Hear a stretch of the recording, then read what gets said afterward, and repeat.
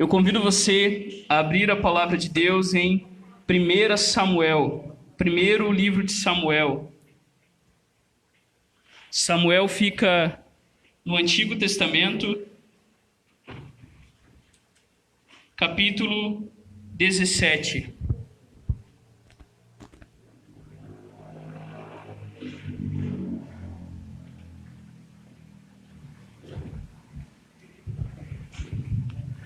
Hoje o nosso tema é somente Cristo. E nós veremos isso a partir de 1 Samuel, capítulo 17, do 41 ao 54. Somente Cristo. Primeiro livro de Samuel, capítulo 17, do 41 ao 51. Todos encontraram?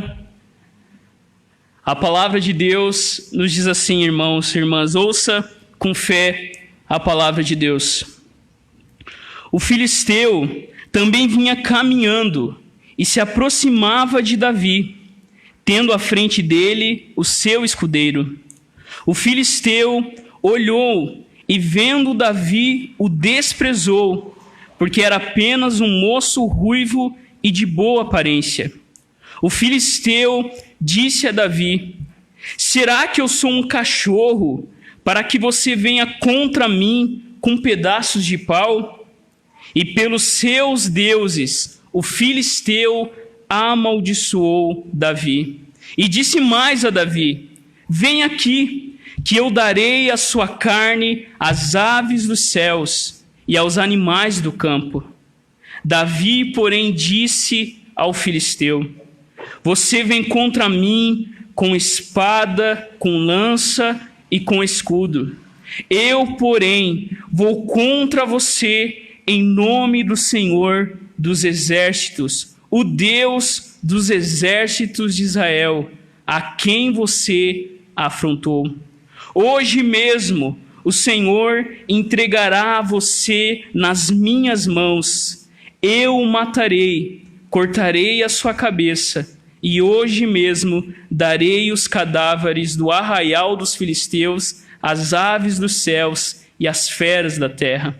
E toda a terra saberá que há Deus em Israel.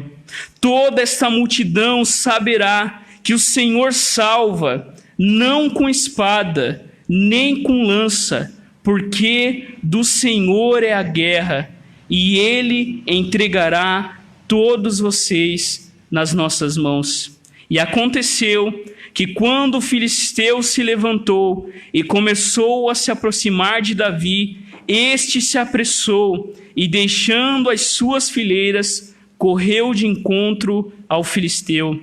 Davi meteu a mão no alforje, tirou dali uma pedra e com a sua funda a atirou contra o filisteu, atingindo-o na testa. A pedra se encravou na testa e ele caiu com o rosto no chão. Assim Davi derrotou o filisteu com uma funda e com uma pedra. Ele o derrubou e o matou. Não havia nenhuma espada na mão de Davi. Por isso Davi correu e, lançando-se sobre o filisteu, pegou a espada dele, tirou-o da bainha e o matou, cortando com ela a cabeça dele. Quando os filisteus viram que o seu herói estava morto, fugiram. Esta é a palavra do Senhor. Feche seus olhos. Pai, nós estamos diante da Tua palavra. A Tua palavra que nos traz salvação, a Tua palavra que nos traz redenção, a Tua palavra, Deus, que nos mostra como o Teu Evangelho já estava presente aqui nessa história.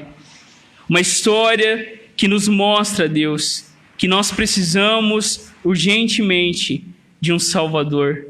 Nós precisamos de alguém que venha e nos salve. Nós precisamos de alguém que enfrente os nossos inimigos, que lute por nós e que derrote todos aqueles que afrontam o Senhor e o seu reino. Que nessa noite o teu povo seja alimentado pelo Senhor. Que nessa noite as palavras dos meus lábios e o meditar do meu coração sejam agradáveis na tua presença, Senhor, rocha minha e meu Redentor. Em nome de Jesus. Amém. Amém. Queridos, nós estamos na nossa série Depois das Trevas à Luz, estudando a palavra de Deus e vendo o legado que a reforma protestante do século XVI trouxe para todos nós. Nós vimos somente a Escritura, somente a fé, somente a graça, e hoje o nosso tema é Solos Christus, somente Cristo. E antes de entrarmos em nosso texto, deixe-me fazer uma pergunta. O que te dá medo? Pensa aí um pouquinho. O que te dá medo? O que te paralisa e faz com que você fique sem saber o que fazer? Pense em algum medo que você tem e tente responder o que é medo. Quando nós olhamos, por exemplo, no dicionário, o medo é definido como um estado afetivo suscitado pela consciência do perigo ou que, ao contrário, suscita essa consciência. Medo, queridos, é sinônimo de covardia, de fraqueza, de pavor, de pânico, de susto, de temor, de terror e de fobia. Todo mundo que está aqui tem algum medo, eu tenho certeza. A nossa vida, ela é marcada por medos. Quem nunca, talvez não agora adulto, mas nunca se sabe, teve medo do escuro, não é? Quem aqui, queridos, nunca teve medo do primeiro dia de aula?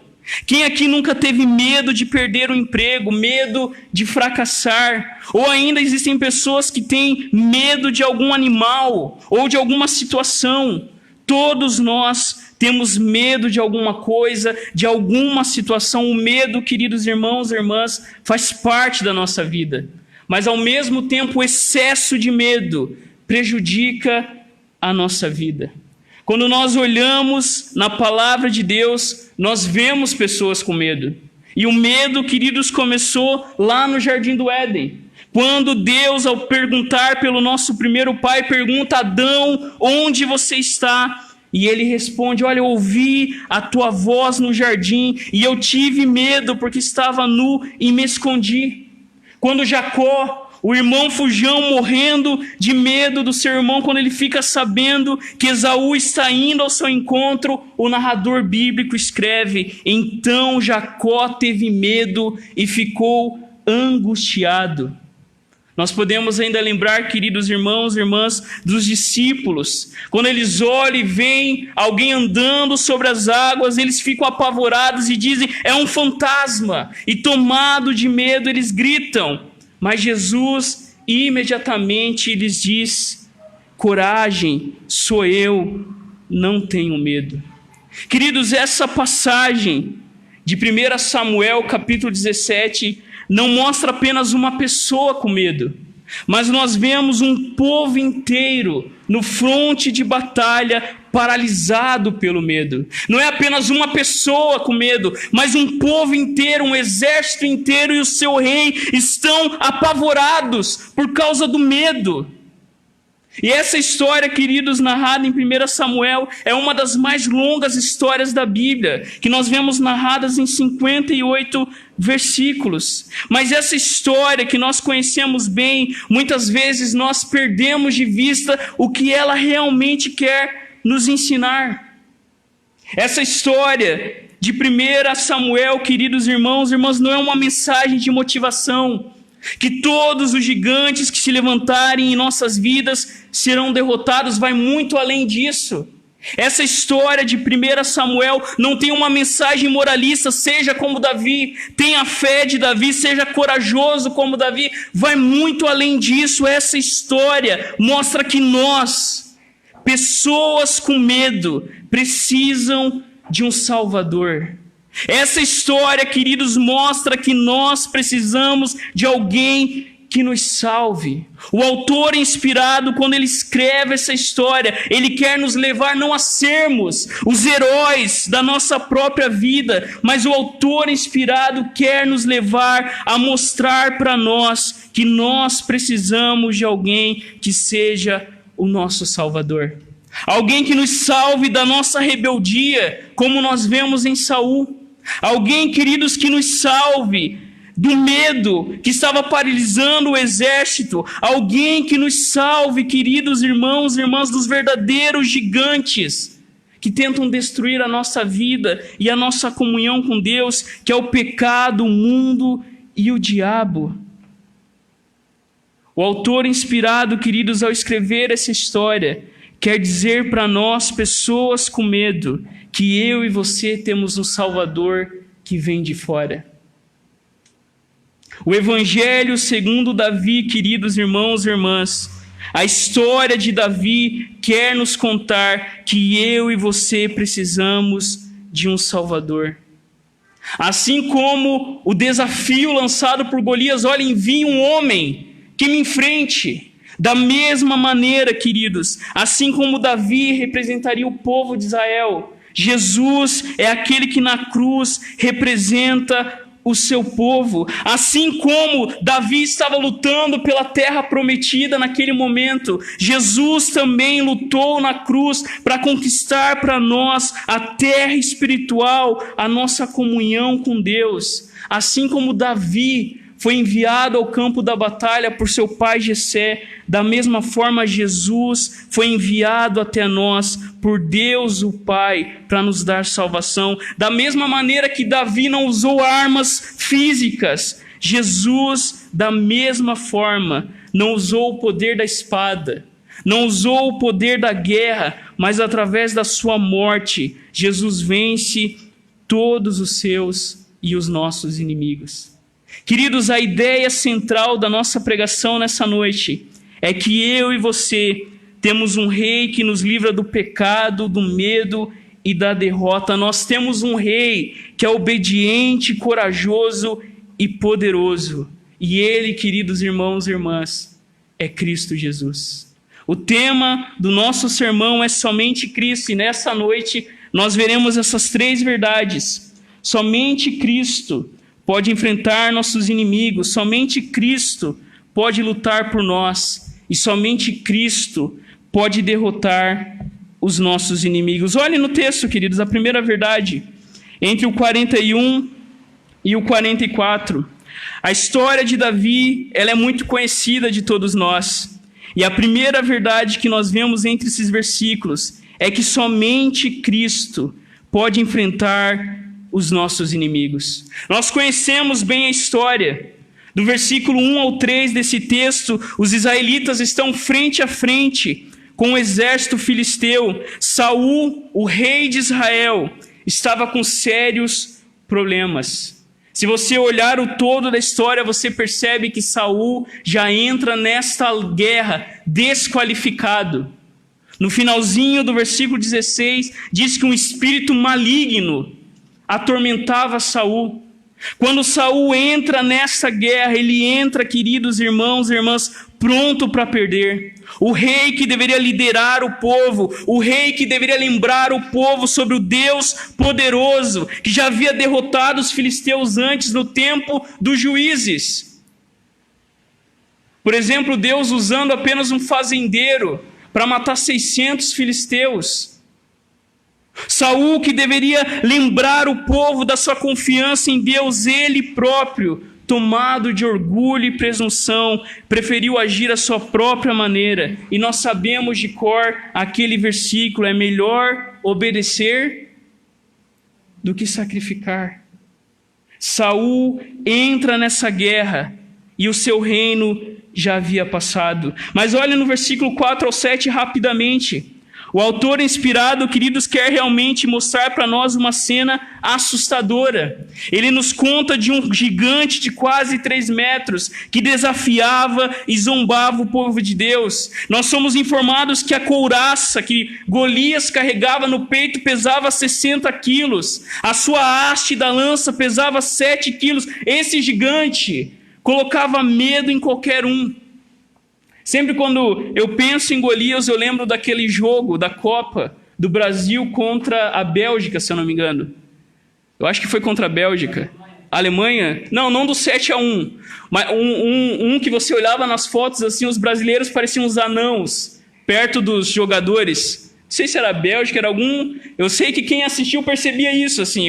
Os nossos jogadores pareciam os anões perto dos jogadores do outro time. Era assim que o povo se via diante daquele gigante. É assim que o autor quer descrever para nós o desafio que o povo tinha a enfrentar. E no finalzinho do verso 11, aí no texto, o povo e Saul se encontra aterrorizado.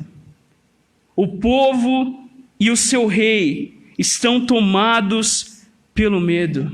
Eles não veem saída. Mas, queridos, no verso 44, nós temos alguém que se aproxima do filisteu. O texto diz, olha no texto, o filisteu vinha caminhando e se aproximava de Davi. E o texto diz que o escudeiro de Golias ia à frente.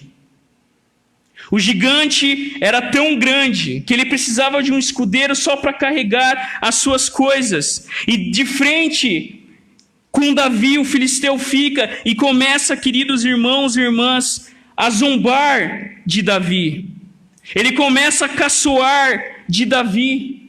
Mas por que Davi não se intimida diante desse gigante? Por que Davi, um garoto pastor, um jovem, quando escuta aquele gigante não fica com medo? Por quê, queridos? Por que o rei Saul era um guerreiro? Ele estava tomado pelo medo. E por que Davi, quando olha para aquilo, não fica com medo, mas fica com ódio santo no seu coração? Porque Davi, queridos irmãos e irmãs, estava dizendo: quem é esse filisteu incircunciso para afrontar os exércitos do Deus vivo? Davi havia dito a Saul: olha, rei, que ninguém fique desanimado por causa desse gigante. E no 37, Davi tinha certeza, assim como Deus havia livrado Davi das garras do leão e do urso, Deus o livraria das mãos desse filisteu. Queridos irmãos e irmãs, somente Cristo pode enfrentar os nossos inimigos, porque somente Cristo é aquele que na cruz não voltou atrás, mas foi até o fim. Assim como Davi, tempos antes, havia sido ungido rei de Israel. Isso nos lembra, queridos, a mensagem de salvação, o evangelho nessa história. Não apenas os que confiam no Senhor serão salvos, mas a boa nova declara que aqueles que confiam no Senhor serão salvos pelo Messias, o rei ungido, o prometido que Deus havia enviado.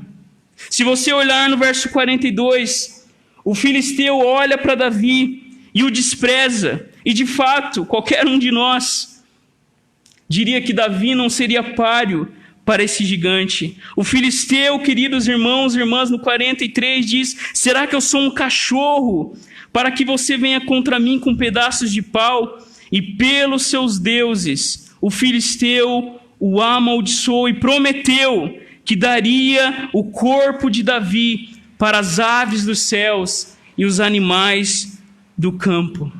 Quando Golias vê aquele pequeno rapaz com um cajado na mão e uma funda, ele cai na gargalhada.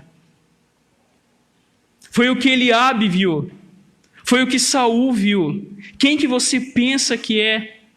Golias lutou a vida toda. Os irmãos de Golias diziam que haviam mais homens gigantes daquele tamanho. Eles estavam prontos para a guerra, mas você é apenas um garoto. Quando, queridos, Golias vê Davi, ele vê o que todo mundo estava vendo. Apenas um menino, não um guerreiro. Golias, com razão, descreve Davi, como no texto diz, como um cachorro com pedaços de pau. O que Davi carregava era apenas o cajado de pastor e uma funda. Queridos, Golias representa para nós toda oposição espiritual a Deus e o seu povo, especialmente manifesta por Satanás e suas forças demoníacas. Um pastor diz que Golias descreve para nós o grande inimigo de Deus e do homem, o diabo, que busca aterrorizar e colocar em cativeiro aqueles que levam o nome do Senhor. O que Golias queria, queridos irmãos e irmãs, era aterrorizar Davi. O que Golias queria era colocar Davi para baixo. O que Golias queria era realmente exterminar esse pobre menino. Mas quando nós, queridos, olhamos para Deus, Deus destrói o poder da morte e do inferno através da morte de Jesus na cruz. Quando nós olhamos para Deus e a maneira que o nosso Deus age, Deus não usa o poder bélico, o poder da força humana, mas Deus usa aquilo que ninguém acredita. Como o próprio apóstolo Paulo diz, Deus usa as coisas fracas para confundir as fortes, as que não são, para tornar aquilo que é em nada. Porque, queridos, a fraqueza de Deus é mais forte que a força humana. Somente Cristo pode enfrentar os nossos inimigos, porque somente Cristo viveu uma vida sem pecado e morreu na cruz para nos dar vida e salvação. Quando nós olhamos nessa história, nós devemos olhar para Golias, queridos, não como alguém pessoal, não como alguém chato no seu serviço, que você pede para Deus derrubar esse gigante. Mas Golias representa toda oposição ao reino de Deus, e ele é destruído, queridos irmãos e irmãs, não pela espada nem pela lança, mas em nome do Senhor dos Exércitos. Porque somente também, olhe no texto, Cristo pode lutar por nós. Entre os versos 45 e 48, é isso que nós vemos, queridos. Somente Cristo pode lutar por nós. Enquanto o povo está lá aterrorizado no campo de batalha, sem saber o que fazer, Deus, de maneira graciosa e soberana, já estava preparando um Salvador. O povo estava lá na batalha, pensando que Deus não estava com eles, mas Deus, queridos irmãos e irmãs, na sua providência, já estava enviando o seu ungido, o Messias, que salvaria o seu povo. Olhe no texto 45, diz: Davi, porém, disse ao filisteu: você vem contra mim com espada, com lança e com escudo. Eu, porém, vou contra você em nome do Senhor dos Exércitos, o Deus dos exércitos de Israel, a quem você afrontou.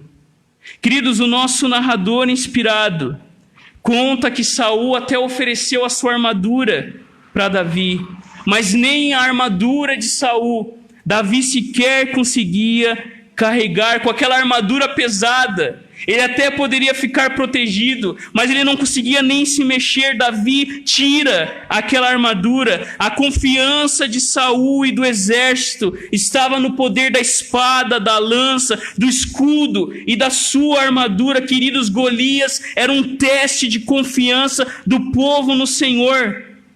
Quando Saul oferece a sua armadura, o texto está declarando isso. Saul estava definitivamente perdido, achando que Deus não poderia lutar pelo seu povo. Golias, queridos irmãos e irmãs, mostrou que o povo não confiou no Senhor.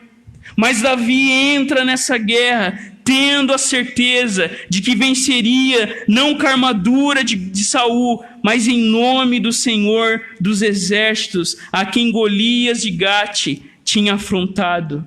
Não importavam, queridos irmãos e irmãs, para Davi os quase 3 metros de Golias. Não importava para Davi esse gigante, porque esse gigante, pela palavra de Deus, já estava com a morte declarada. Olha no versículo 46, Davi diz: hoje mesmo o Senhor entregará você nas minhas mãos, eu o matarei, cortarei a sua cabeça, e hoje mesmo darei os cadáveres do arraial dos filisteus, às aves dos céus e às feras da terra, e toda a terra saberá que há Deus em Israel.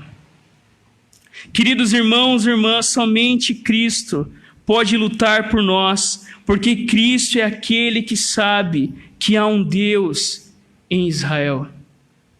Davi, queridos irmãos e irmãs, não está lutando uma guerra pessoal. Davi, queridos irmãos e irmãs, não entra nessa batalha pensando naquilo que foi prometido para aquele que derrotaria Golias. O negócio estava tão feio que Saul até prometeu: olha, quem derrotar esse Golias vai ter a minha filha em casamento, eu vou dar muitas riquezas e a família do seu pai não vai mais pagar impostos. Davi não estava preocupado com a riqueza, nem com a filha do rei, nem com isenção de impostos. Davi estava preocupado com a glória de Deus.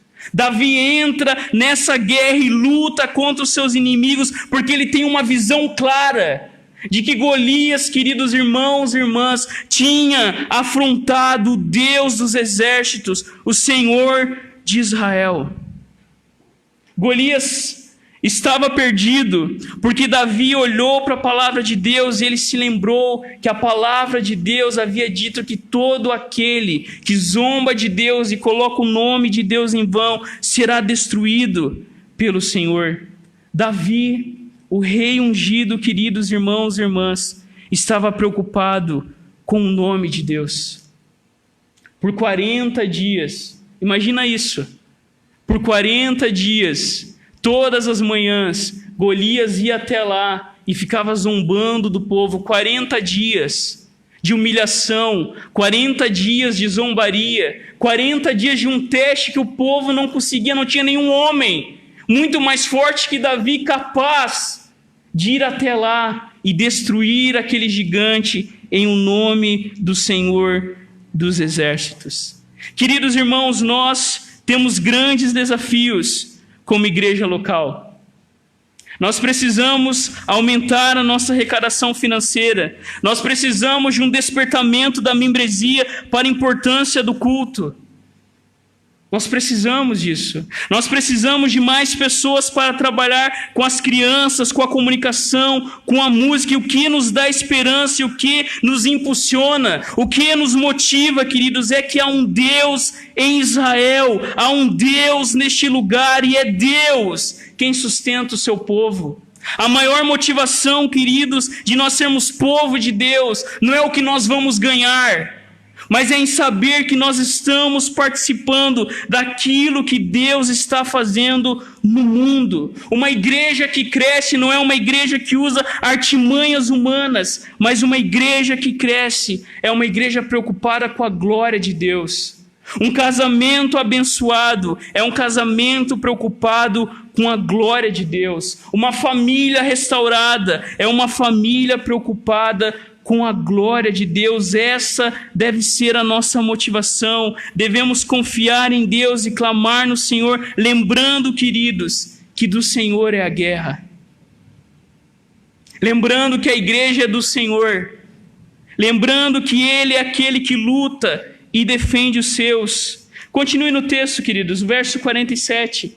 O autor inspirado nos diz: toda essa multidão saberá que o Senhor salva, não com espada nem com lança, porque do Senhor é a guerra, e Ele entregará todos vocês nas nossas mãos. E aconteceu que quando o filisteu se levantou e começou a se aproximar de Davi, este se apressou e, deixando as suas fileiras, correu de encontro ao filisteu. Queridos, somente Cristo pode lutar por nós, porque do Senhor é a guerra. Se nós queremos vencer, nós precisamos lembrar que essa narrativa entra em coro com a maneira poderosa e graciosa de Deus vencer batalhas. Deus usa crianças, Deus usa a música, Deus usa um fazendeiro, Deus usa homens e mulheres nada convencionais, Deus usa uma virgem em Belém, Deus usa 12 homens nada qualificados e Deus usa uma cruz sangrenta, aonde Ele luta por nós e nos salva. Como Deus nos salva? Não com espada, nem com lança, porque do Senhor é a guerra. Queridos irmãos e irmãs, Davi traz um mundo totalmente novo. O povo estava caminhando sem Deus, mas Davi, queridos irmãos e irmãs, porque ele era ungido do Senhor, porque ele tinha o Espírito Santo de Deus. Davi, queridos irmãos e irmãs, quando diz há um Deus vivo em Israel, isso faz toda a diferença. As nossas armas, como o apóstolo Paulo diz, queridos irmãos e irmãs, não são carnais. As armas que nós lutamos não são humanas, mas são poderosas em Deus para destruir fortalezas. Destruímos raciocínios falaciosos e toda arrogância que se levanta contra o conhecimento de Deus, e levamos cativo todo pensamento à obediência de Cristo. Eu e você estamos numa guerra, mas Deus deu a mim e a você as armas certas para a gente vencer essa batalha, que são os meios de graça. A palavra de Deus, a oração, o culto, a ceia, esses são os meios usados por Deus para lutar contra os nossos inimigos e os vencê-los. Se nós queremos, queridos irmãos e irmãs, vencer essa guerra, nós precisamos lembrar que essa guerra não é nossa, mas que essa guerra é do Senhor. Olhe comigo rapidamente a terceira e última verdade, entre os versículos 49 e 51. Somente Cristo pode derrotar os nossos inimigos. Entre os versos 49 e 51, nós vemos Deus vencendo o gigante. Com apenas uma pedra, Davi acerta a testa do gigante e o derruba em terra. Davi corta a cabeça de Golias, e agora quem foge desesperado são os filisteus. Esse texto, queridos irmãos e irmãs, nos mostra que Deus derrota os nossos inimigos não com armas bélicas, mas com estilingue. Não com o próprio poder do seu exército, mas com um pastor de ovelhas que foi até lá levar comida aos seus irmãos. Queridos, é assim que Deus faz para abalar o mundo e derrubar fortalezas. Deus usou João Calvino com apenas uma Bíblia em Genebra, e Deus levantou uma nova Jerusalém para a reforma. John Knox orou e Maria, rainha dos escoceses, tremeu. William Wilberforce sustentou a verdade bíblica perante as autoridades do comércio escravagista, e Deus o usou para acabar com o comércio de escravos na Inglaterra. Martin Luther King, fundamentado na fé cristã, proclamou a igualdade entre brancos e negros, e o sonho dele é que um dia todos nós estaríamos na terra prometida, cantando como filhos de um único Deus.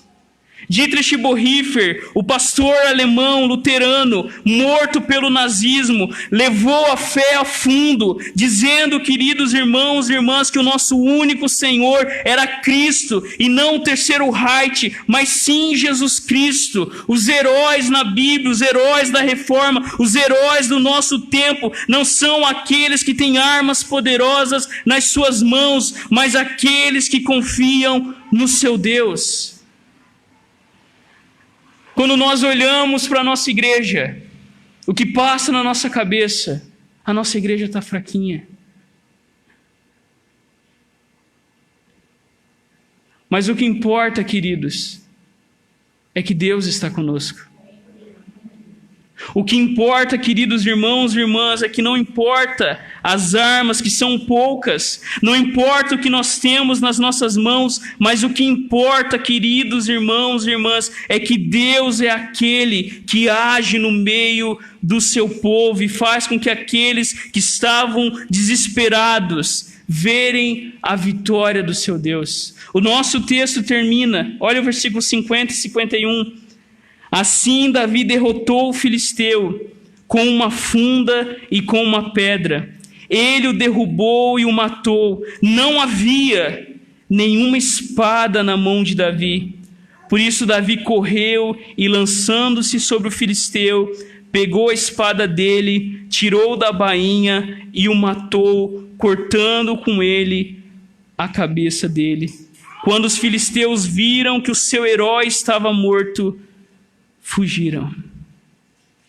Queridos, não havia espada na mão de Davi, mas Davi derrota aquele poderoso gigante, porque Deus estava com ele. Assim como Davi, queridos irmãos e irmãs, Jesus teve a disposição de servir como nosso Messias, como nosso Salvador. Assim como Jesus foi rejeitado pelos seus, assim como Jesus, queridos irmãos e irmãs, ele veio até nós, mesmo sendo rejeitado pelos seus, mas Jesus entrou neste mundo porque ele sabia que a guerra era de Deus.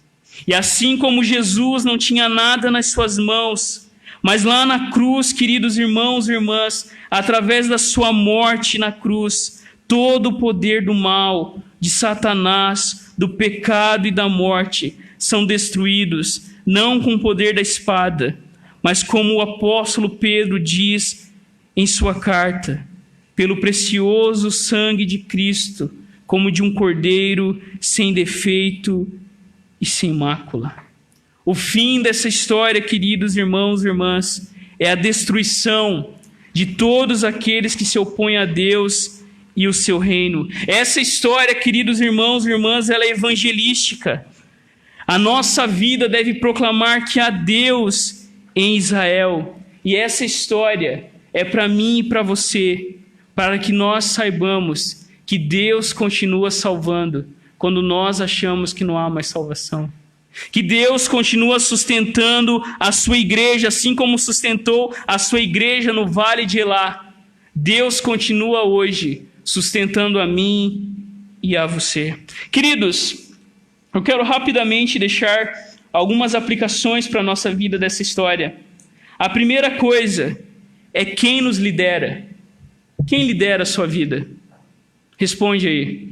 Quem que lidera você? Um homem certa vez disse que nunca nós devemos ouvir um homem que não ouve a Deus. Saul não ouvia mais a voz de Deus. Para quem que a gente pede conselhos?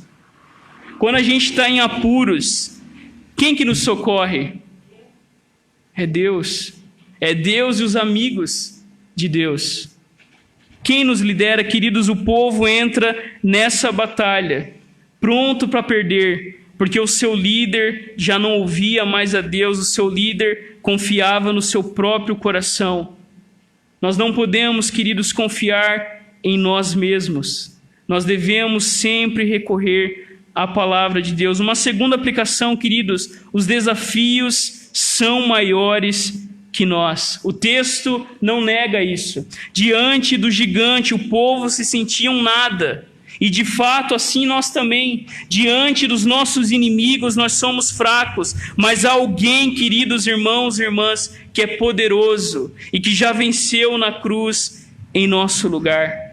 Uma outra coisa que nós podemos aprender e aplicar na nossa vida é que Deus, queridos irmãos e irmãs, nunca nos deixa sozinhos.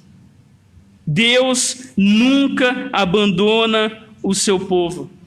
O povo estava lá na batalha, perdendo e sendo humilhado, mas Deus estava lá no meio das ovelhas, enviando o seu ungido, porque a palavra de Deus, como o próprio salmista diz, aos seus amados o Senhor dá enquanto dormem.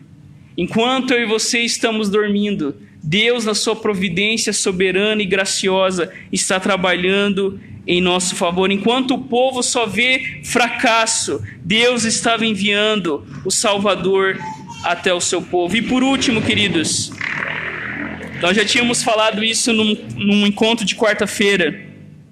Quando você olhar nessa história, geralmente nós imaginamos essa história que eu sou Davi, você é Davi, e o gigante, querido, são os nossos problemas, as nossas dívidas, as nossas crises, mas não é isso que essa história quer contar. O que essa história quer revelar, queridos irmãos e irmãs, é que Davi aqui não somos nós, mas é Jesus. O que essa história quer revelar é que a Bíblia é sobre Deus e a sua glória, e nós, queridos irmãos e irmãs, nessa história, somos o povo morrendo de medo, sem saber o que fazer. Mas mesmo que nós estejamos, queridos irmãos e irmãs, fracos e medrosos, Deus envia até nós um Salvador corajoso, que não fugiu da cruz, que não colocou culpa na mulher como Adão fez, mas que assumiu a culpa em nosso lugar. Jesus Cristo nasceu como homem, um bebê frágil, dependente de Maria e José. Ele cresceu como todos nós, mas ele, sem armadura alguma, sem carros de ferro, sem lança, sem poder político, sem poder econômico. A cruz, queridos irmãos e irmãs, foi o lugar onde Jesus venceu por nós. Naquela rude cruz, quando todos os romanos achavam que era o fim, na verdade aquela cruz era o trono aonde Deus estava vencendo e garantindo a sua vitória para nós.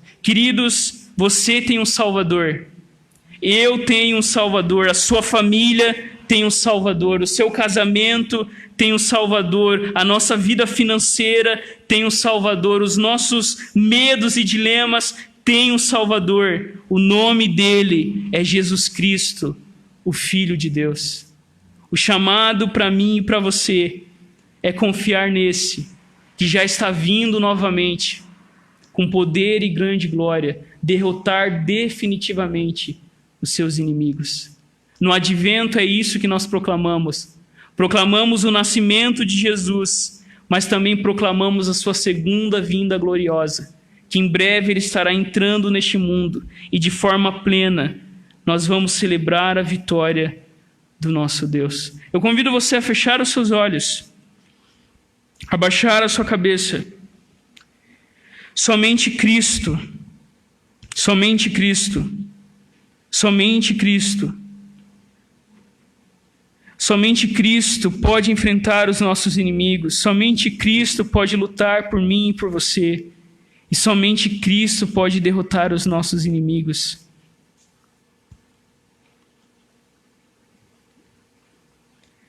Senhor, nós te louvamos, porque naquela rude cruz, o Senhor entregou a sua vida.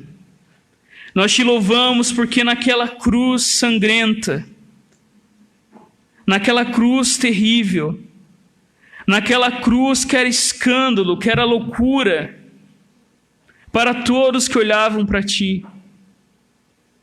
Naquela cruz o Senhor estava trazendo vitória ao seu povo. Naquela cruz o Senhor estava destruindo os nossos verdadeiros inimigos. Naquela cruz o Senhor estava nos trazendo de volta à vida. Nós te louvamos, Jesus, porque Tu és o nosso Messias, Tu és o nosso Rei, Tu és o nosso ungido. E não importa o que vamos enfrentar, não importam as pandemias, as guerras, as doenças, não importam as dificuldades, não importam as perseguições, Tu és o nosso Rei, Tu és o nosso Salvador, Tu és aquele que nos defende quando estamos com medo, Tu és aquele que que traz a nós arrependimento quando nós não conseguimos confiar em Deus. Tu és aquele que derrota os nossos inimigos e nos mostra que Tu és o nosso Rei vitorioso, que já está vindo sobre o nosso mundo. Que amanhã, quando acordarmos, Senhor, possamos lembrar que o nosso Rei, que o nosso Salvador é Cristo Jesus. É Ele que nos defende contra a fúria do mundo, de Satanás e da carne. É Ele que nos defende e nos preserva até o fim. Que isso nos encha de esperança. Nós temos um Salvador que na cruz venceu por nós. Nós oramos em Teu nome, Jesus. Amém. Amém.